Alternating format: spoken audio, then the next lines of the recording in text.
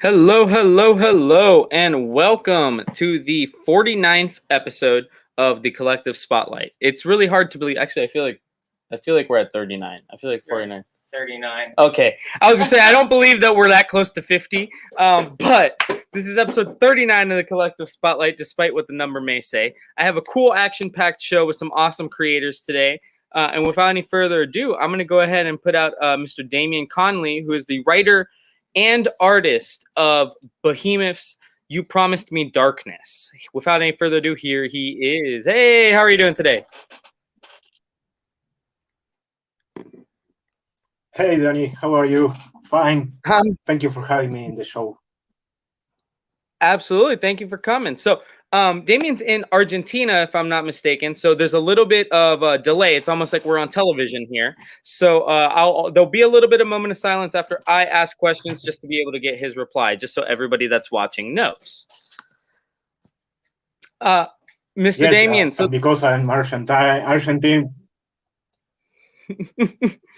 Mr. Damian, so you are the writer and artist on You Promised Me Darkness. Tell me a little bit about what the premise of the book and the series is going to be. Well, it is a 5 issues series about. It is. It, it has a lot of characters, but I'm gonna do all the spectrum because it is a large plot. It is a dark gothic story about people with powers. That powers turns around when they had 2 siblings who escape all the time from a guy known as the anti-everything who want to absorb their powers. We also have alien face storyteller, a giant Doberman dog, a fortune teller who predicts the end of the war all the time, and a lot of worried people.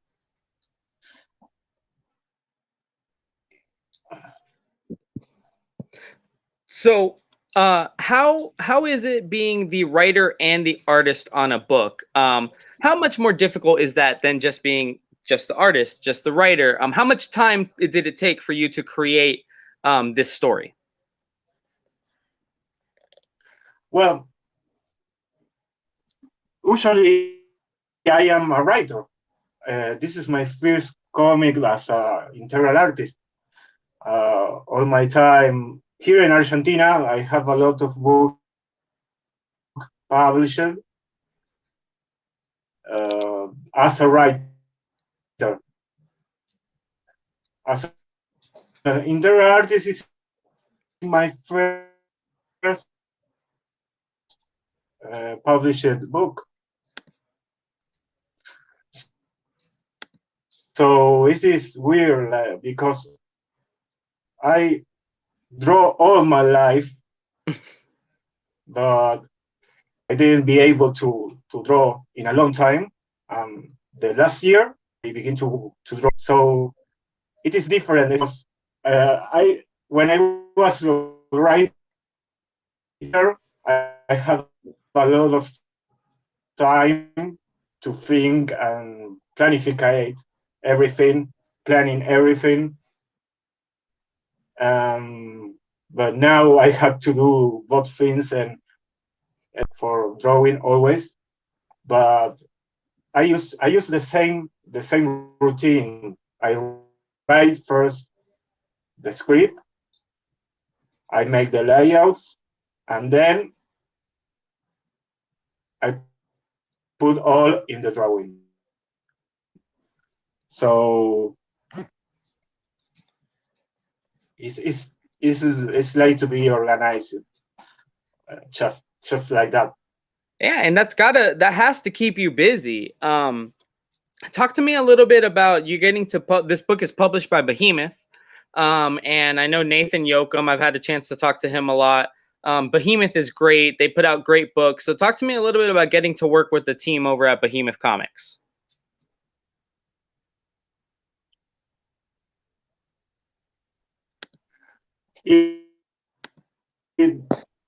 it wasn't no difficult. They are to work with.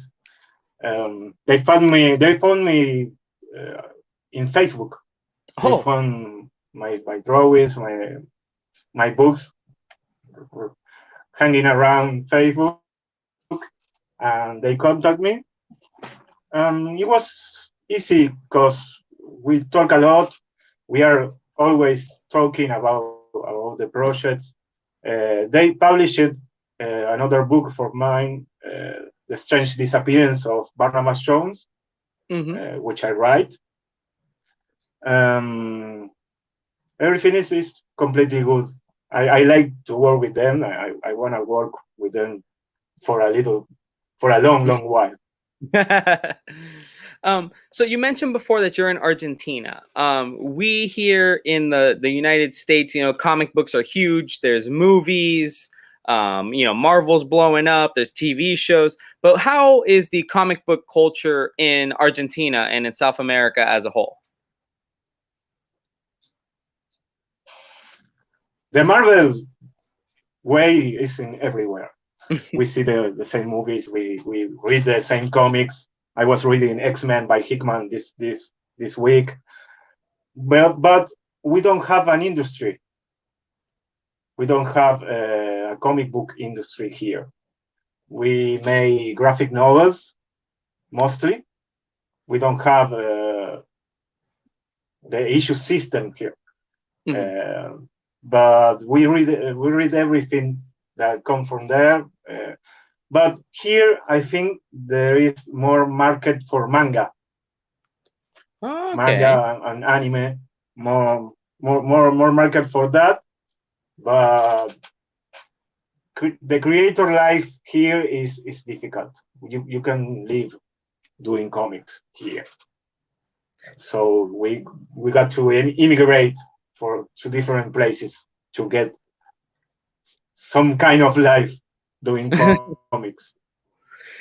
Are there ever conventions or anything like that in Argentina or in South America? I know there's some in Brazil and things like that, but are there conventions that you get to go to out there?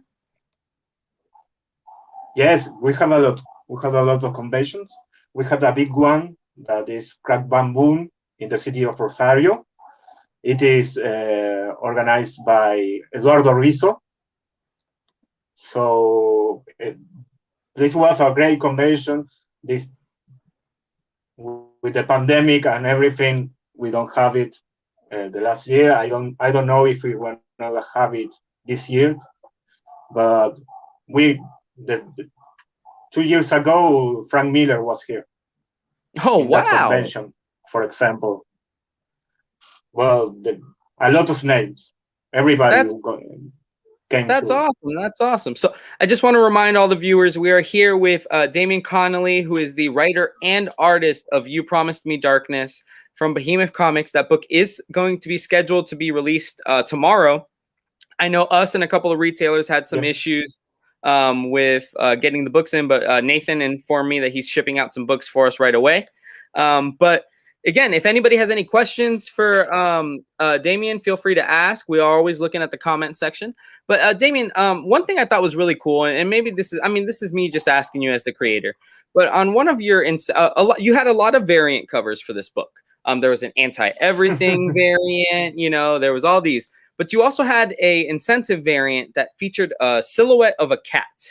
For all of our fans that love cats, is there going to be a cat in this book? There is a cat in this book. There's a speaking, I don't know how to say, a talking cat. Is that cat in the cover? The cover was made by Anna Shadowcat, who is the translator of the comic too. She helped me with everything. Well, we are fans of cats, so we have this cat that the cats transport people with some kind of weird power that she has. Okay, awesome. So the cat I don't want to spoil. Yeah, no, that's perfect. So that's awesome. I always ask because we literally have some people that will literally just buy a book if it has a cat on the cover. So I think we might do well with this one. Jennifer said, what was his first comic book? So Jennifer asked, which one was your first published comic book, Damian?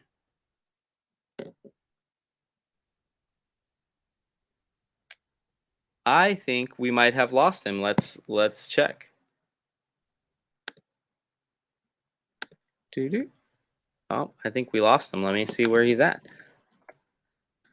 Damian was nice enough to join us from Argentina. There he is. He's back. He's back. I knew he was coming. Can you hear me, Damian?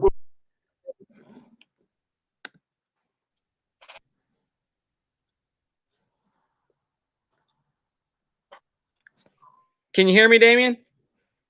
Which was? I didn't hear you.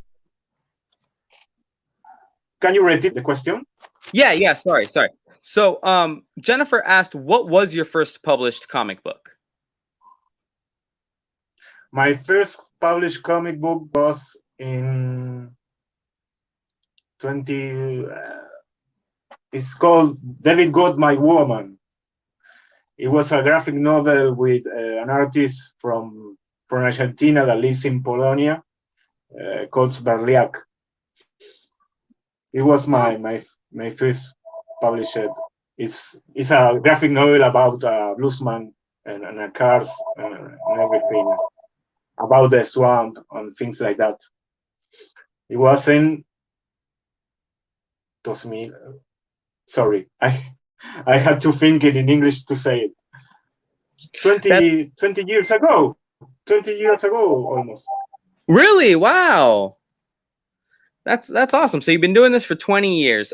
She also asked, do they do ash cans where you're located? Because I know you mentioned that mainly it's graphic novels and trade paperbacks, things like that. So I don't know if the ash cans are a lot of times the preview books that you see at conventions over here. Do you guys ever print ash cans? Have you ever printed ash cans for your book? No. We don't have that. Oh, okay. And so you mentioned earlier that you had a translator in this book. Is this because you wrote it in Spanish first? Yes. To write better, I write this in Spanish first, and then I work with the translator, with Anna, and we work all the time together. So she's like my second hand in this. What's it like having to work with a translator? Because obviously you say you write it in Spanish because you're going to feel more comfortable that way and you get everything by. But then when she's translating it, is there dialogue between you guys of, hey, this is what I meant? And I'm guessing you guys are talking in Spanish to fully understand. But is there a dialogue that has to go on there? Yes, we talk a lot. We talk all the time. We review every page, every dialogue.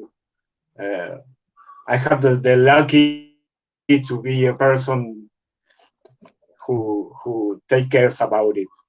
Some translators make the translation and go away. So because you've already written it in Spanish and you have that script, will the book be published in Spanish in South America? Is there plans for that? Yes.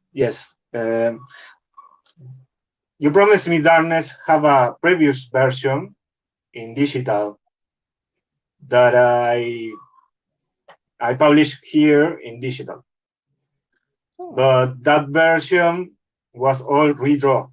I make all the pages again for the Behemoth version. So that version in digital, it doesn't. You can get it anymore, because I was like my first comic. I needed to retouch a lot of things. But it's going to be in Argentina this year, I think so. In book format. With the new graphic art, novel format. right? Yes. That's awesome. So talk to me a little bit. You're not the first guest we've ever had that's had to kind of either redraw or re-letter or redo a completed book. what is that process like for you when you know you have something complete, but you have to go back and redo it, recolor it, redraw it, and it's for the better. But what is that process like for you as a creator? It is a nightmare, but it was necessary for my spirit. I needed. I wanted that book to be the most perfect as I can do it, but never is gonna be perfect, obviously. But I think I make a difference between the last version, the old version, and this one. And it was hard because you got to make all the page again, and you see, no, what I'm doing here, what, and but it is better. It is better to work. Jennifer, it's like you have the layout again. So did you relay it out, or did you just draw within the layout, or did you do the whole thing over again? No, I only draw. No, I'm not doing the layouts anymore. Okay. So Jennifer asked, "Are you a digital artist only, or do you do pen and inks as well?"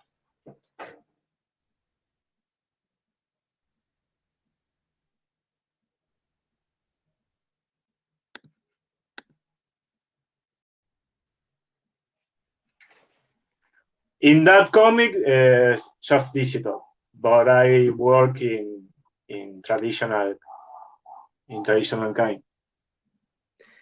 And she was also asking, obviously not since the pandemic, you haven't gotten a chance, I'm sure. But before the pandemic, did you ever get a chance to come to the States for conventions and things like that? Hi.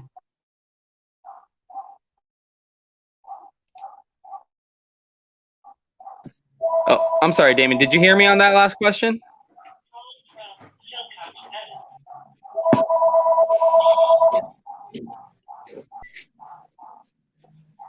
Can you hear me, Damian?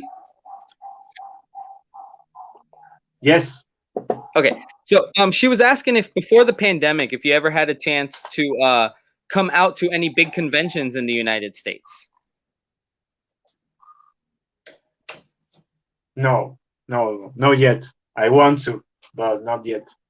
Oh, all right. Maybe we'll have to get you out to MegaCon. This is my goal. Yeah. We'll get you here at the store too whenever you come. Is my goal. So, yes, obviously. So I know you don't want to spoil the book, but talk to me a little bit about, so it is like kind of like superpowered beings in a book, and usually a lot of the superpower stuff is left to DC and Marvel. You don't see it a lot in independent. How did you approach trying to do it differently so that it felt independent? Well, it is a matter of influence, I think. I am a big reader of Grant Morrison stuff or something. Can you hear me, Danny? Please.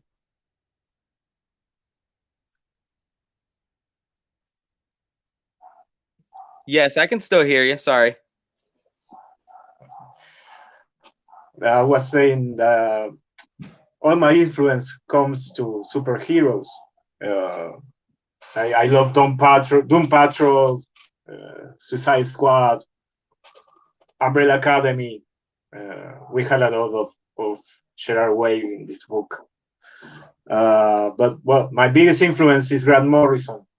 Grant Morrison books are my big influence. So it is kind of tricky about the superheroes because it is more about darkness itself. I always say the name of the comic is a play of words that come from the statement that darkness is bad, terrifying, or cold. But for some people, darkness is a refuge. It is a silence. It is peace. Ooh. So all the content in the book has a lot of the God culture and dark scene. So, Damian, but they have powers. What were you mentioned? I mean, gosh, you have some great taste, man. Doom Patrol, Suicide Squad, Grant Morris. I mean, me and you probably have like the same exact comic book collection, so I love it. You mentioned Grant Morrison there, and when I look through your book, I feel that Grant Morrison kind of ideas there. Do you feel like, I know you're not trying to replicate Grant Morrison, but do you definitely feel like you got a little Grant Morrison in you in there when you wrote this book? Hopefully, 1% of Grant Morrison, I'll be done. Now, it is irremediable to have influence and to get a stitch to that. So yes, I like also, I don't know, Neil Gaiman. There's a lot of The Crow of James O'Barr. There is a lot of influence, a lot of music, gothic and dark. There is a lot. I am a mix of influence, and sometimes things comes out as I want. So, now the book is, you said it's going to be 5-issue miniseries. It's going to be monthly. Do you have any plans for after You Promised Me Darkness? What does the rest of 2021 have in store for you? As the sales of the first number was amazing, we sold 30,000 copies, and it was huge. So Behemoth, they say that they want a volume 2. Ooh! So we have the plans for a volume 2. I don't know if it's going to be this year, but I am working right now on it. So maybe it will. We'll have 3 or 2 months in between the two volumes. That's awesome. See, I know you didn't do it on purpose, but we love that when our guests come on, they tell us something really cool so that our viewers kind of get the inside scoop. So I don't know if you guys heard it right there, but he's hoping that You Promised Me Darkness gets a volume 2 after these 5 issues. Would you be wanting to go back and do both the writing and the art on volume 2, or would you want? How would you want to approach that? I am seriously thinking about that, but I think I'm going to do everything. Maybe I will have some help in the writing from Anna Shadowcat, my translator, and she's going to help me with the writing stuff to be more approach to the English directly. So, let me ask you one thing, Damian, just because you're now going to be the second book I've ever had here that has an English and a Spanish version out there in the ether. Talk to me a little bit about how you feel having copies of a comic book, both be in the English language and the Spanish language, can help the comic community. Because me being a Latino, my grandparents still speak only Spanish, read only Spanish, but now I could, in theory, hand them You Promised Me Darkness, the South American version, and I can read the American version, and then we can talk about it. Can you talk to me a little bit about that idea of how that can kind of bridge the gap between generations? Oh, it is so cool. I didn't, when I was a child, I always dreaming about publishing there. I wanted to be a penciler or writer in DC Comics or Marvel, but I never thought I was going to do it with my own creations. That's the point. See your creator owned by a Latino, publish it in another country, it is a conquer for me. It is much. You can draw, I don't know, X-Men and get the paid for pages and everything, and you then see it translated. But it is not the same. It is not the same because they are publishing what you wanted to do, and without restrictions. That's a good thing about it. Depends. In Behemoth Comics, never say, "Don't put that, don't do that." No, Damian, don't do that. They never say that. So they are crazy, obviously, but because they didn't know how my mind works. But that's a great difference, and it's a big goal. It's a big thing to think. So I think it's the double the victory here. So I don't know when the issues came to Argentina, because we have a lot of problems with the mail and something like that. So, but it will be a great day. Yeah, and whenever you get the Spanish copies, you contact me because I will buy one. I need one for my grandfather. So absolutely. But no, like you're now the second book that does that, and I think it's awesome to bridge that gap because again, I was always the comic books that I always saw on walls were in English. And when my grandpa would ask me, what is that? All I could say is Spider-Man. And, he doesn't know anything else, So I love, and again, you're doing it with creator owned stuff. So ideally, everything about this. How, at least in your small hometown, I know like when this book went to Diamond, there was Bleeding Cool articles about it, comicbook.com. There was a lot of articles about You Promised Me Darkness. So what's it been like for you in your little town in Argentina since you've gotten the news and now that the book is about to release and everything here in the States? No, it was amazing and surprising because I never had that goal to be in a lot of places. My goal was, well, I'm gonna publish. Let's see if we sell some issues. But it was surprising. I can't say anything more about it. That's awesome. I'm so happy for you because obviously the one thing is having you here on the interview, we can tell you're passionate about You Promised Me Darkness. You're passionate about comic books. You're passionate about your art. So I'm really just excited. I'm glad you gave us the time. I'm excited for the book. We got a couple minutes left, just in case anybody's joining us now that wasn't here at the beginning. Go ahead again and tell them what to expect in You Promised Me Darkness, without the spoilers or anything, what they can expect in the series.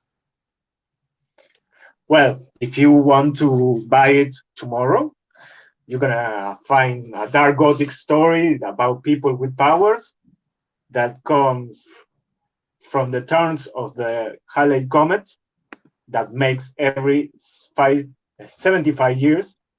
So you're gonna have it is black and white, pure black and white ink art.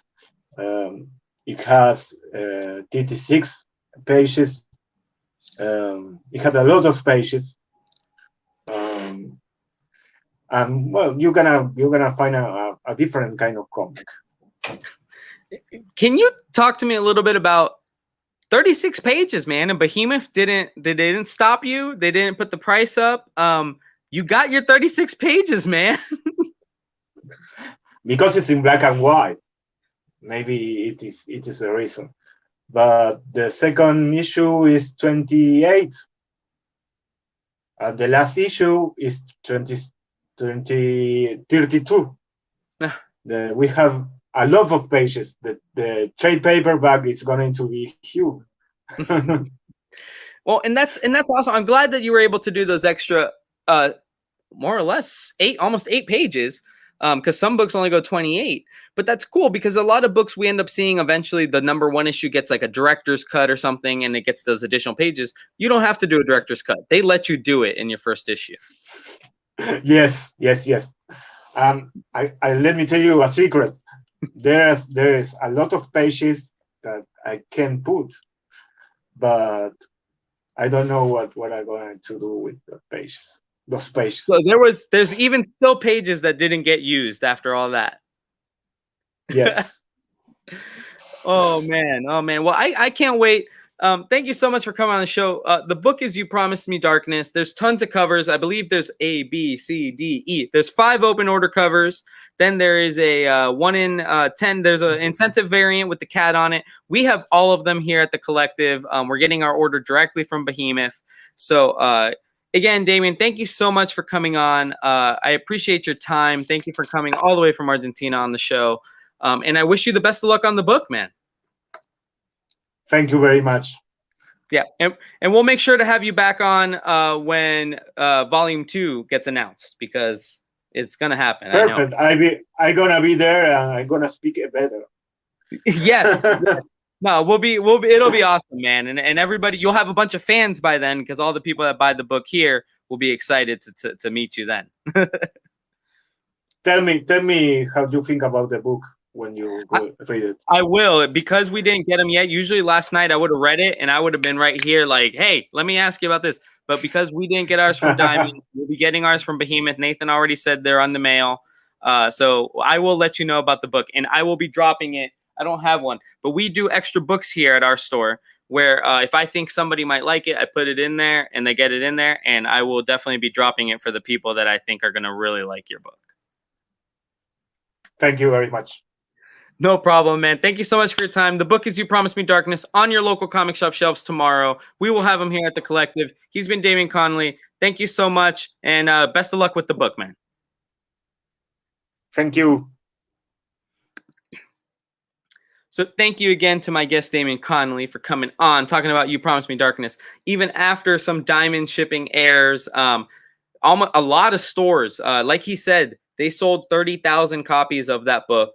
And Nathan Yoakum, who is the representative president of Behemoth, said that they shipped all 30,000 to Diamond, and somehow some stores that put in orders way ahead of time, like us, did not get any. But fear not, we order both from Diamond and directly through the publisher, so we will be getting 10 plus copies through Behemoth, and hopefully our Diamond copies come in too. So we'll have all the open order covers that he talked about. It's 5 of them. And then we have the cool cat variant. And I didn't realize when I ordered it that the cat is actually a character in the book. I just thought it was cool because, you know, everybody loves cats. Who wouldn't love cats? So I'm supposed to have my guest, Ram V, on today. But now that I look, he may be coming on next week because his book actually comes out next week. But we did technically talk about him coming on today. I never got a reply from him on email. But I know last time I had him on, he popped in a couple minutes late. So I will talk a little bit about the collective Hump Day Happy Hour show that is going on tomorrow. Tomorrow is our second to last one of the month, where our last one of the month, we will be doing a She-Hulk #1 as part of our $1 auction. And I think tomorrow Steven's going to have some real good goodies to put up there. And then also our grand opening event is on Saturday, May 1st. We're going to call it Free Comic Book Day because it would have been Free Comic Book Day pre-pandemic. And we're going to have free comics from publishers like Mad Cave, Vault, Aftershock, A Wave New World, Behemoth, and Scout, with potentially more to come. Plus, we're going to have food truck. Global Eats will be out here from 11 to 4 o'clock. Musical duo Renegade from Sanford will be out here from 12 to 3. And then we will have all the creators from Cthulhu Invades Oz that are anywhere near Florida in the store. We just recently counted 18 if you don't include me and Steven. So we're going to have 20 creators here. So with that being said, I think that we are going to get Ram for next week's show, which is totally fine because that's when his book is coming out. So with that being said, I'm going to get out of here, get the store ready for tomorrow. New comic book day here at the collective. I want to thank my guest, Damian Connelly, for coming on and talking about You Promised Me Darkness. We will not have it on our shelves tomorrow, but if you want one, let us know. I'll pull it back as soon as the shipment comes in from Behemoth. You guys take it easy. It's been a great day, and we will be back next week with hopefully, I think, Ram V and another guest for our 40th, yes, 40th, not 50th, 40th episode of the Collective Spotlight. I've been Danny Morales, and thank you very much for joining me today.